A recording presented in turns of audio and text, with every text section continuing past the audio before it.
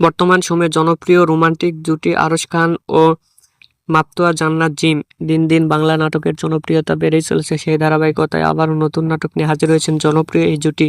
নাটকটির নাম সিন্ডিকেট বাদল। এই নাটকটিতে অভিনয় করছেন বর্তমান সময়ের আলোচিত অভিনেতা আরশ খান ও আলোচিত অভিনেত্রী মাপতোয়া জান্নাত জিম।